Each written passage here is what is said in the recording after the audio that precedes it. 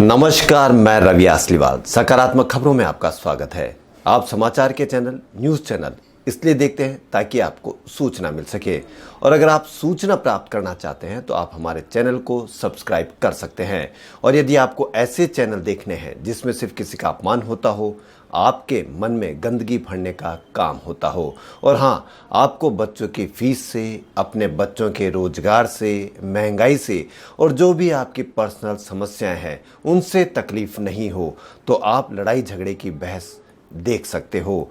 लेकिन यदि आपको लड़ाई झगड़े की बहस में आनंद आता हो तो आपको एक बात बता दें, आप अपने बच्चों को अच्छे संस्कार देने में लगे हुए हैं। उधर लड़ाई झगड़े की बहस में अब गालियों की भी भरमार होने लगी है, तो आपके संस्कार पर वो क्या असर डालेगी यह तो समय ही बताएगा। और समय रहते छोड़ दोगे तो आपकी समस्याओं से आप शायद चिंतित ना हो, लेकिन भारत के कई लोग चिंतित हैं, तो वो आपकी समस्याएं उन मीडिया चैनलों पर बताई जाएगी, वरना वो अपने कामों में लगे हुए हैं जिसका खामियाजा आपको और हमको ही भुगतना पड़ेगा। इसलिए या तो खामियाजा भुगतने के लिए तैयार रहो, या ऐसे चैनल सब्सक्राइब करें जिनमें न्यूज़ हो या सकारात्मक खबरें हो। इसलिए हमारा चैनल लड़ाई झगड़े या किसी का अपमान या आपके मन में गंदगी भरने का काम जैसी सुविधाएं नहीं देता है। इसलिए आप न्यूज़ के लिए हमारे चैनल को सब्सक्राइब कर सकते हैं। तो बढ़ते हैं खबरों की ओर। केंद्र सरकार ने भारत में बने वेंटिलेटर्स के निर्यात को मंजूरी दे दी है। देश में कोरोना संक्रमण से मृत्यु दर अभी 2.15% है। 31 जुलाई तक 0.22% एक्टिव मरीज ही वेंटिलेटर पर थे। राजस्थान में शनिवार को कोरोना संक्रमण एक बार फिर बहुत ही कहर ढाया और एक ही दिन में रिकॉर्ड 1160 के मरीज और 14 मौत हुई। इस प्रकार कुल मृतकों की संख्या 694 हो गई और संक्रमित भी 43,243 हो गए। जयपुर में भी एक दिन में रिकॉर्ड 7 मौत हुई। वहीं देश में शनिवार को 49,892 रोगियों के साथ कुल संक्रमित 17,41,000 के पार हो गए। 3 दिन बाद 50,000 से कम रोगी मिले हैं। 746 मौत भी हुई। इससे मृतकों का आंकड़ा 37,000 के पार हो गया। कहते हैं कि ज़्यादा उम्र हो तो कोरोना ज़्यादा असर करता है, लेकिन 110 साल की सिद्धि माँ कोरोना को हराने में अपनी उम्र को कमजोरी नहीं बनने दी। वह 27 जुलाई को संक्रमित हुई थी। कोविड-19 अस्पताल में इलाज के बाद शनिवार को स्वस्थ होकर अपने घर के लिए रवाना हो गई। सुप्रीम कोर्ट के जजों पर किए विवादित ट्वीट मामले में अदालत की अवमानना झेल रहे वकील प्रशांत भूषण ने अब नई बहस को जन्म दिया है। उन्होंने पत्रकार एन राम व पूर्व केंद्रीय मंत्री अरुण शौरी के साथ मिलकर अदालत अवमानना के कानून को चुनौती दी है। राष्ट्रपति डोनाल्ड ट्रंप द्वारा अमेरिका में टिकटॉक बैन करने की घोषणा के बीच चीन इसका अमेरिकी कारोबार बेचने की तैयारी कर रहा है। टेक कंपनी माइक्रोसॉफ्ट की टिकटॉक की पेरेंट कंपनी बाइकडॉन से सौदे पर बात चल रही है।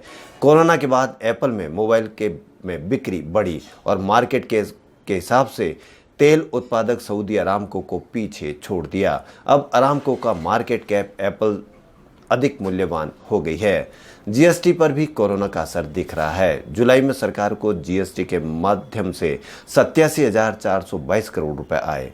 वहीं सावरेन गोल्ड बॉन्ड की 5वीं सीरीज सोमवार से यानी कल से निवेश के लिए खुल जाएगी। इसमें 7 अगस्त तक निवेश किया जा सकेगा। सोने की कीमत प्रति ग्राम 5,334 तय हुई है। ऑनलाइन आवेदन और डिजिटल पेमेंट पर प्रति ग्राम 50 रुपए की छूट मिलेगी। इसका इशू प्राइस हर साल 2.50% की दर से ब्याज मिलता है।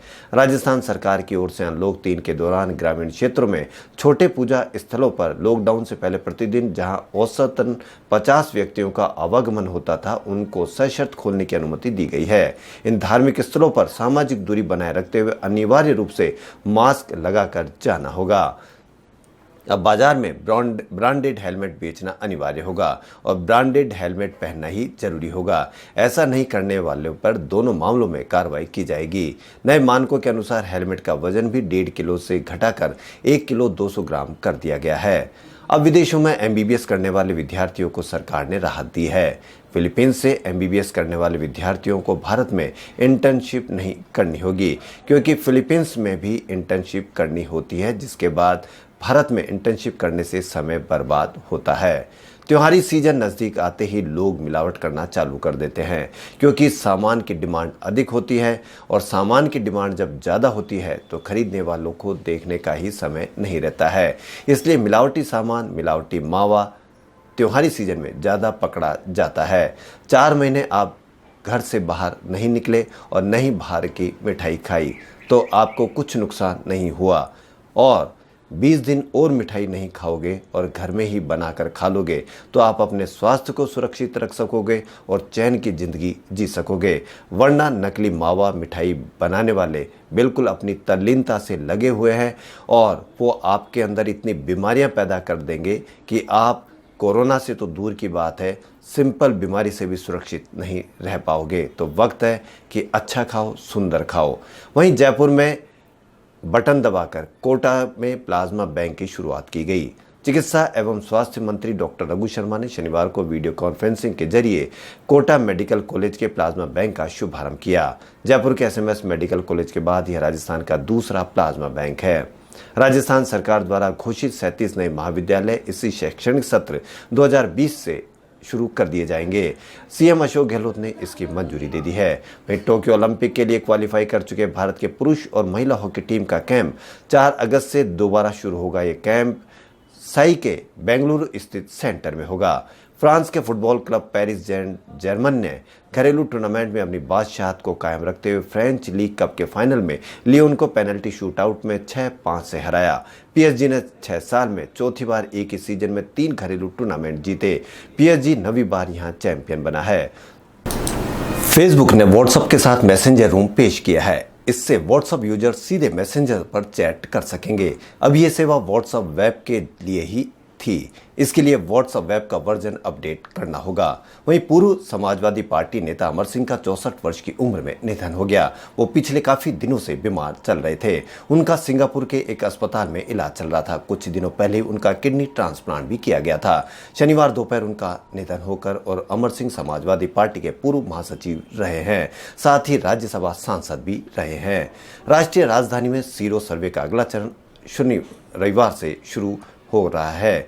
अधिकारी ने दिल्ली में कोविड-19 की स्थिति का विस्तार पूर्वक विश्लेषण करने के लिए 5 दिनों के सर्वेक्षण को शुरू करने की तैयारी में जुटे हुए हैं। दिल्ली के स्वास्थ्य मंत्री सत्येंद्र जैन ने 22 जुलाई को घोषणा की थी कि पिछले सर्वेक्षण के नतीजों का विश्लेषण करने के बाद यह फैसला किया गया है। हर महीने ऐसे ही सर्वेक्षण कराए जाएंगे ताकि राष्ट्रीय राजधानी में कोविड-19 की स्थिति से निपटने के लिए बेहतर नीतियां बनाई जा सके। पृथ्वी विज्ञान मंत्रालय के अनुसार कम दबाव वाले क्षेत्र के कारण मध्य भारत के मैदानी इलाकों और पश्चिमी तट पर 6 अगस्त को भारी बारिश का अनुमान लगाया गया है। पृथ्वी विज्ञान मंत्रालय के सचिव एम राजीवन ने यह बात शनिवार को कही। उन्होंने कहा कि 6 अगस्त को विशेष रूप से मुंबई में भारी बारिश होने की संभावना है। राजीवन ने कहा कि बंगाल की खाड़ी के ऊपर एक मौसम प्रणाली पूरे मध्य भारत से गुजरात की ओर बढ़ेगी, जिससे भारी बारिश होगी। उत्तर प्रदेश सरकार में कैबिनेट मंत्री कमला रानी वरुण का रविवार को आज निधन हो गया। उनको कोरोना वायरस का इलाज चल रहा था। मिली जानकारी के अनुसार कोरोना वायरस संदिग्ध होने पर 17 जुलाई को कमल रानी वरुण का सैंपल लिया गया। 18 जुलाई को उनकी कोरोना रिपोर्ट पॉजिटिव आने के बाद उन्हें लखनऊ के पीजीआई अस्पताल में भर्ती कराया गया था। वह कानपुर के घाटमपुर से विधायक थी।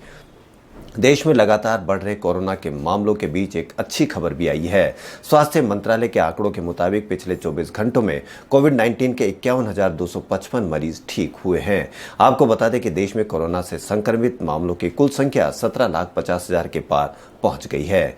वहीं अयोध्या में राम मंदिर के लिए भूमि पूजन 5 अगस्त को होने जा रहा है। इस कार्यक्रम की शुरुआत 4 अगस्त मंगलवार को हनुमानगढ़ी से होगी।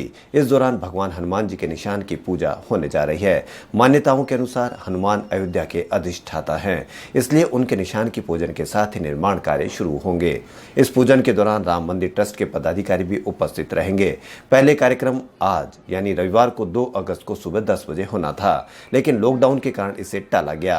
अब ये आयोजन 4 अगस्त को सुबह 8 बजे होगा। खबरों में फिलहाल इतना ही। यदि आपको हमारा चैनल पसंद आए तो लाइक, सब्सक्राइब और शेयर अवश्य करें। धन्यवाद।